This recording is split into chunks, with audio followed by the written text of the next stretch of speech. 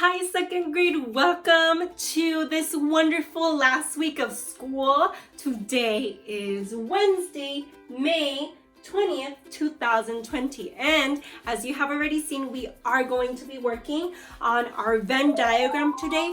Notice that it says whales and fish. So we're going to keep reading the same book, but we're going to compare and contrast whales and fish. So I know that under this section is all about whales and under this section is all about fish. And this is what they have that is different. That is, and that this portion right here is what they have the same, is what they have the, or we are going to compare. That's how we call it. We compare for this section and we contrast for this section. Who's ready? Well, we're not gonna get right into it yet because we have to practice our chants. I know that we are going to grow our brains if we know all of these definitions, scholars. Once again, we're not going to go over main idea, our main topic during our read aloud lesson today, but we're going to keep that in mind because it is always really important to keep that in mind when we read a book. When we read a, nice. All right, let's start with text features. Get ready, go. But this time, I'm gonna let you do it, okay? Because I always do the text features. So let's do text features. Get ready, go.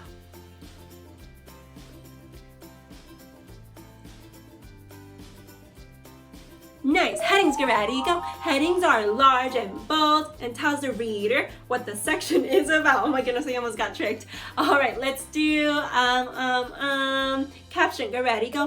Caption is text that explains what a picture is about. A photograph, get ready, go. A photograph is a picture taken with a camera. I think that was a rectangle or a triangle. Yeah, let's make sure that is as close as a quadrilateral as possible. Okay, let's do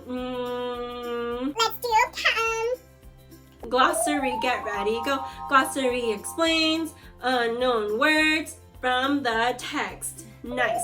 Let's do index. Get ready, go. Index lists all the topics in the text in the back. Table of contents. Get ready, go. Table of contents lists sections of the text. Don't get tricked with index and table of contents. Those are two different things. The table of context is found in the beginning of the book, and the index is found at the end of the book. So we know that. Let's do the roller coaster cheer. Get ready, go. Woo, woo. Ah. Main idea, get ready, go. Main idea is the big idea the author wants you to learn from the text or a section of the text. Main topic, get ready, go. Main topic is what the text is mostly about. Oh my goodness, I almost forgot, and it's okay, scholars. If you forgot some of the chants, it's okay to go back and review them, but make sure that you know these by the end of the year. Got it? All right. Let's try that again. Main topic, get ready, go. Main topic is what the text is mostly about. Details, get ready, go. Details support the main idea. Again, go. Details support the main idea. Remember, scholars, we're not going to go over main idea or main topic or details today, but it's still very important to have that in mind when we are reading a book. Got it? Awesome. A whale is not a fish and other animal mix-ups by Melvin Berger, illustrated by Marshall Peck III. Okay. Scholars, what text feature is this? What text feature is this? Get ready, go.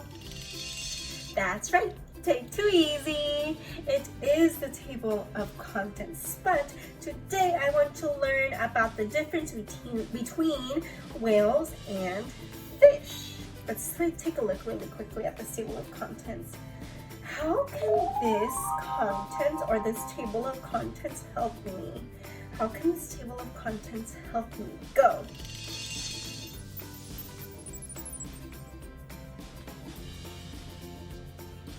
That's right, it does tell me that if you want to learn, or I want to learn about whales and fish, we should go read the chapter called A Whale is Not a Fish, and that is found on page 4. Scars, this is exactly what I want to read. So I am going to go to page 4. Read with me.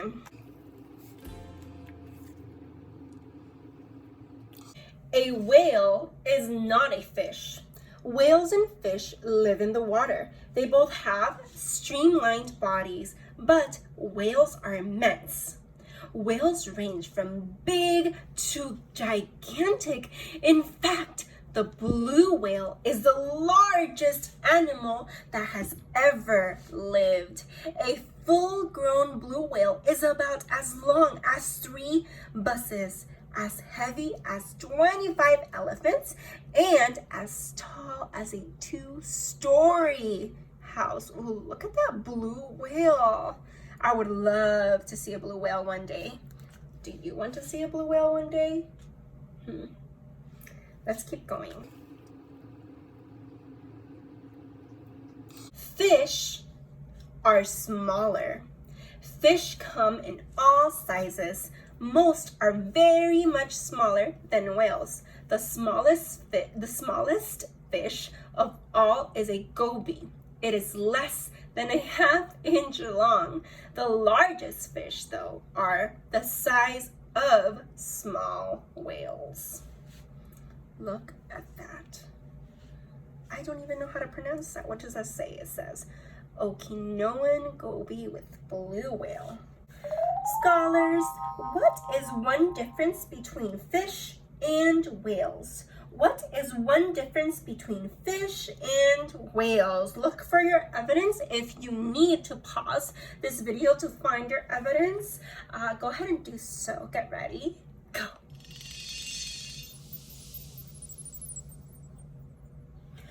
All right, scholars, so what do you think? Go. Yes, whales are huge and fish are small. Let's go ahead and write that in our Venn diagram.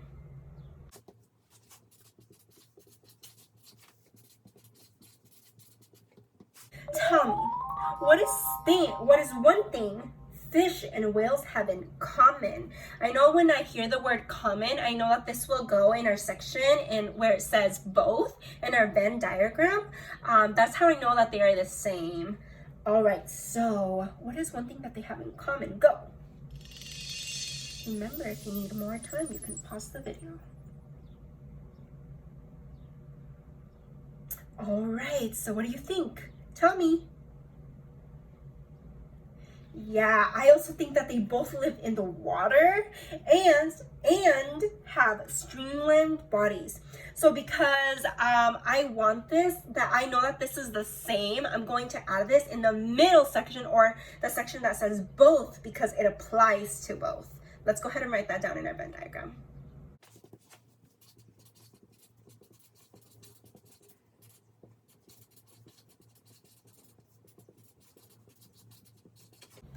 Whales have sideway tail fins. The whale's fins are sometimes called flukes.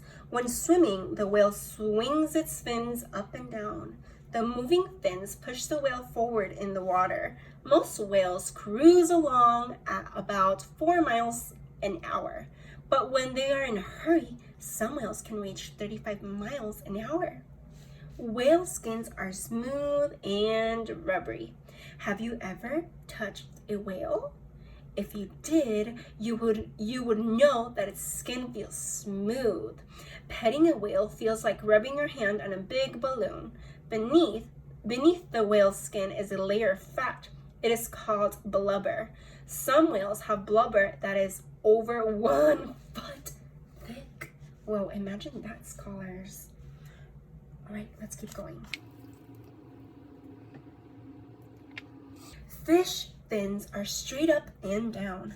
When swimming, the fish swings its fins from side to side. The tuna is one of the fastest swimmers in the ocean. It can zip along at about 45 miles an hour. Dock-toothed tuna. Fish are covered with thin, bony scales. It's very different to pet a fish. Some scales feel smooth, but many feel sharp and rough. The sharpest ones are shark scales. They stick up like a layer of pointy nails. Cool. Remember, scholars, we're not going to go over the main idea today, but I wonder what the main idea of this part or this section of the book is. Whoa. Scholars, I want to know, how can we contrast a whale's body and a fish body? I know that the word contrast means different, so let's see. How can we contrast a whale's body and a fish body? Go ahead and look for your evidence. Ooh, let me give you more thinking time. Look for your evidence. Look for your evidence, scholars. All right. Okay, I think that we're ready to answer this question. So, why do you think, or how can we contrast a whale's body and a fish's body? Go.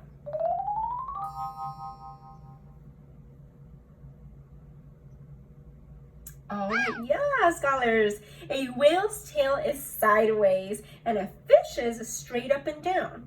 A whale's body is smooth and rubbery, while a fish is covered in thin, bony scales. I want to make sure that I write that down in my Venn diagram. And I know that when we say contrast, this goes specifically for each section. So I will put my information that goes for the whale under the whale, and I will put the information for the fish under fish, not in both, because we are not comparing. That's not what they have in the same. That's what they have different.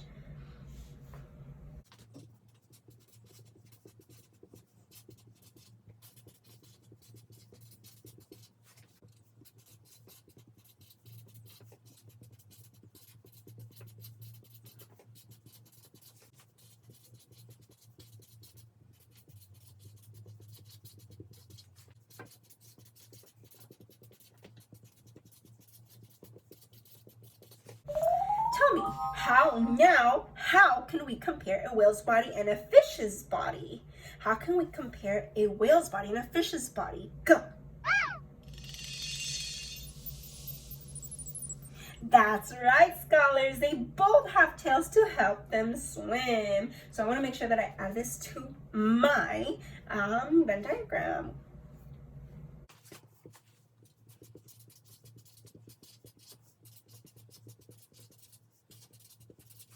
Let's keep going. Whales breathe air. Whales live in the water but breathe oxygen from the air. Their nostrils, called blowholes, are at the top of the whale's head. They take immense breaths of air that fill their lungs. Some whales can then stay under the water for up to 2 hours without breathing. When they breathe out, they form a big spout of air and water. Well, look at this. You can see right here. It's at the top of their heads. Fish breathe water. Fish also need oxygen, but they get it from the oxygen that is dissolved in the water. Fish take in water through the mouths. Then they force the water out through openings behind the head. These coverings are called gills. The gills remove the dissolved oxygen from the water. Sweet lips and gills. I know that this is a label. This is a because it's telling me the name of this animal. Okay. Whoa, really cool. It is not a caption because it's not explaining what the picture is about. This is explaining the name of the animal. Got it? Okay, scholars. So I want to know, what is different about the way fish and whales breathe? What is different about the way fish and whales breathe? Find your evidence. Go.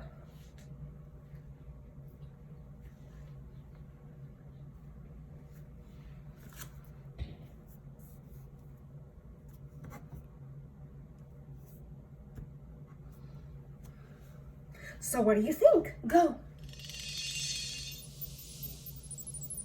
That's right, scholars. Whales breathe oxygen from the air through a blowhole at the top of their head, and fish breathe through gills in the water. That was pretty easy. All right, let's make sure that we write that down in our Venn diagram.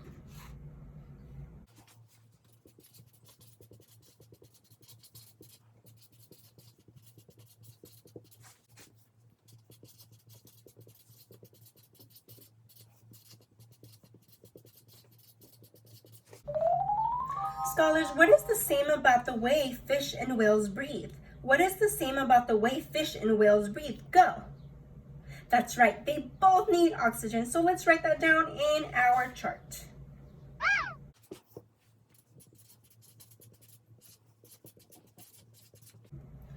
Let's keep reading.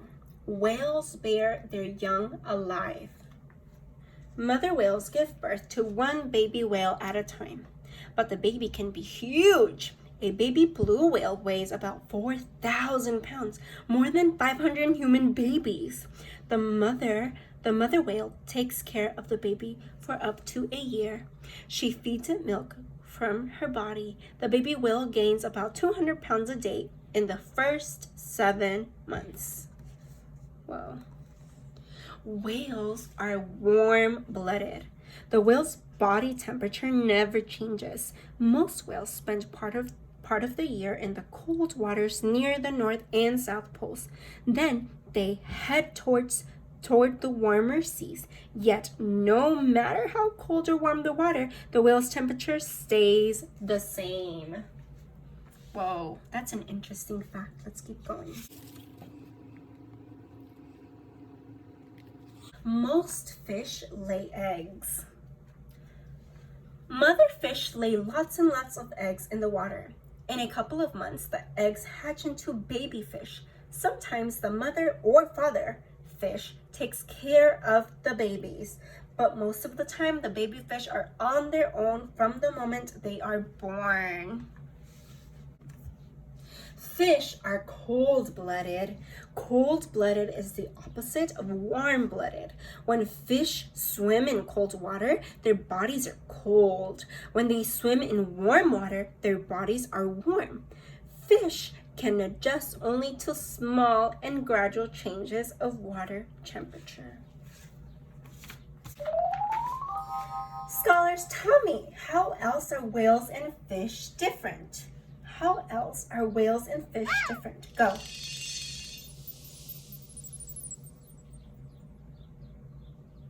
I love that you are using your evidence right now to find those answers because I think it is really important. Yes, I do agree, scholars. I do think that whales have live babies while fish lay eggs. Whales are warm-blooded and fish are cold-blooded. So let's make sure that we write that in our Venn diagram. Let's keep going.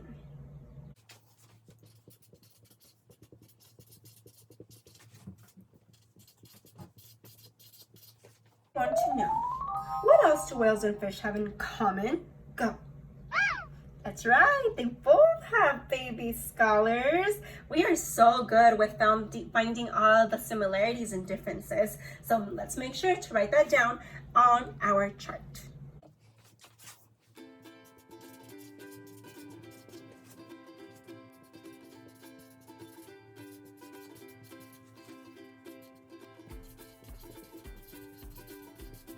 Scholars, that is all for today. I hope that you were able to fill this Venn diagram with me. Maybe you found more differences and more similarities, but I really want to push you to keep watching these videos, scholars. There might be a few surprises on Thursday and Friday, all right? All right, scholars, well, thank you so much for joining me today. We have 2 more days and I will see you tomorrow. Bye.